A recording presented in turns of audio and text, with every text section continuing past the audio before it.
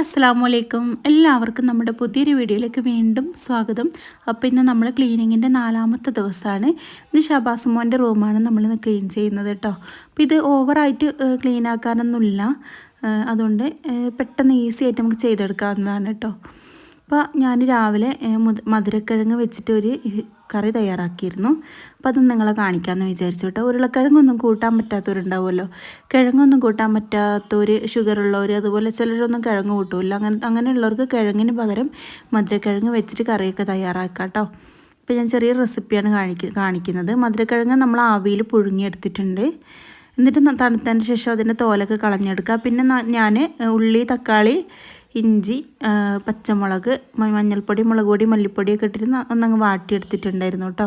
അപ്പോൾ അതിലേക്ക് നമ്മൾ ഇതേപോലെ മധുരക്കിഴങ്ങ് ഉടച്ച് അങ്ങ് മിക്സ് ചെയ്ത് കൊടുത്തിട്ടുണ്ട്.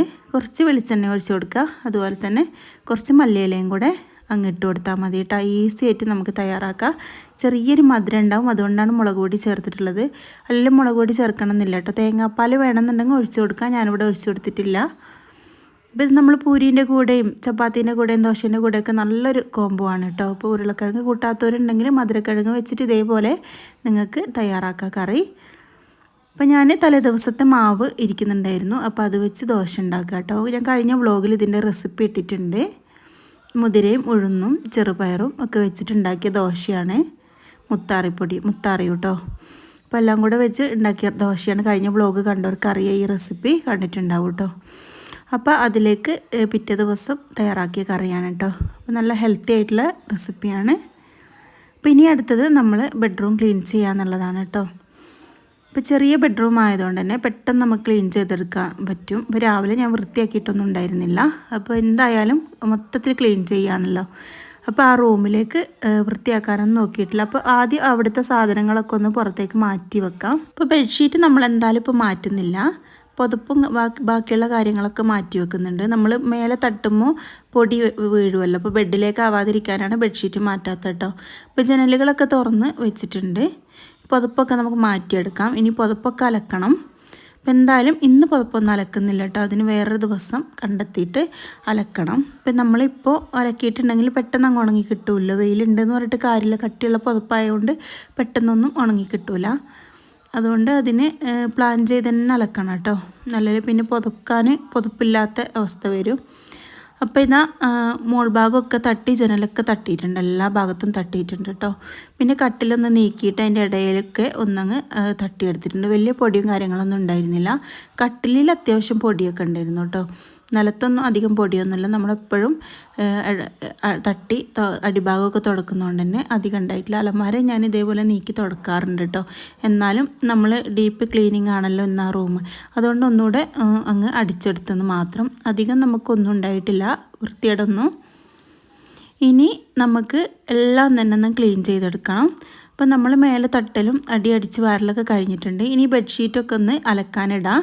അപ്പോൾ അതിൻ്റെ മേലുള്ള പൊടിയൊക്കെ ഒന്ന് തട്ടി വേണം എടുക്കാൻ വേണ്ടിയിട്ട്. കട്ടിലൊക്കെ നേരെ കെട്ടിച്ചിട്ടുണ്ട്. ഇനി ജനൽ തുടച്ചെടുക്കാം കേട്ടോ. ഉൾഭാഗത്തുനിന്ന് ഫസ്റ്റ് തന്നെ അങ്ങ് തുടച്ചെടുക്കാം. ഉൾഭാഗത്ത് എന്നിട്ട് പുറത്ത് പോയിട്ട് പിന്നെ തുടക്കാം കേട്ടോ.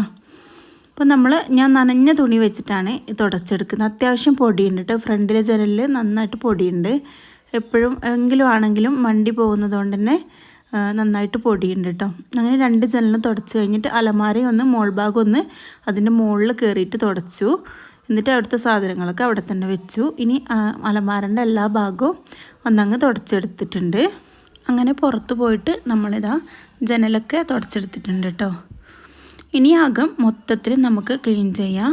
കട്ടിലൊക്കെ ആദ്യം ഒന്നങ്ങ് തുടച്ചിട്ടുണ്ടായിരുന്നു. ഞാൻ ജനൽ തുടച്ച തുണി നന്നായിട്ടൊന്ന് ഒലുമ്പിയതിന് ശേഷം കട്ടിലിൻ്റെ അടിഭാഗവും ജസ്റ്റ് സൈഡൊക്കെ ഒന്ന് തുടച്ചെടുത്തിട്ടുണ്ടായിരുന്നു. അപ്പോൾ അത് വീഡിയോ എടുത്തിട്ടില്ല കേട്ടോ. അപ്പോൾ ഇനി നമുക്ക് എന്താക്കാം, നിലമൊക്കെ മൊത്തത്തിൽ എല്ലായിടത്തും കട്ടിലിൻ്റെ അടിയും സൈഡും എല്ലാ ഭാഗവും നമുക്കങ്ങ് തുടച്ചെടുക്കാം. അലമാര നിൽക്കുന്ന ഭാഗമൊക്കെ തുടച്ചിട്ടുണ്ട്. അപ്പോൾ നമ്മൾ ഈ ഒരു റൂമും ക്ലീനായി കിട്ടിയിട്ടുണ്ട് കേട്ടോ. പിന്നെ അലമാരൻ്റെ ഉള്ളിൽ ഞാൻ തലേദിവസം രാത്രി ക്ലീൻ ചെയ്തിട്ടുണ്ടായിരുന്നു. അപ്പം നമുക്കെല്ലാം കൂടെ ഒപ്പം ചെയ്യാൻ പറ്റില്ലല്ലോ, അതുകൊണ്ട് തലേദിവസം രാത്രി അലമാരൻ്റെ ഉള്ളിലൊക്കെ ക്ലീൻ ചെയ്തിട്ടുണ്ടായിരുന്നു കേട്ടോ. അപ്പം നമ്മൾ റൂം ഇതാ ക്ലീൻ ആയിട്ടുണ്ട്. അപ്പോൾ നമ്മൾ ഇന്നത്തെ വീഡിയോ നമ്മൾ ഇവിടെ കംപ്ലീറ്റ് ആക്കിയിട്ടുണ്ട്. അപ്പോൾ വീഡിയോ ഇഷ്ടമായെങ്കിൽ ലൈക്ക് ചെയ്യാനും കമൻറ്റ് ചെയ്യാനും മറക്കരുത്. അതുപോലെ തന്നെ നിങ്ങൾക്ക് ഈ എൻ്റെ വീഡിയോ ഉപകാരപ്പെടുന്നുണ്ടെങ്കിൽ സബ്സ്ക്രൈബ് ചെയ്യാനും മറക്കല്ലേ. താങ്ക്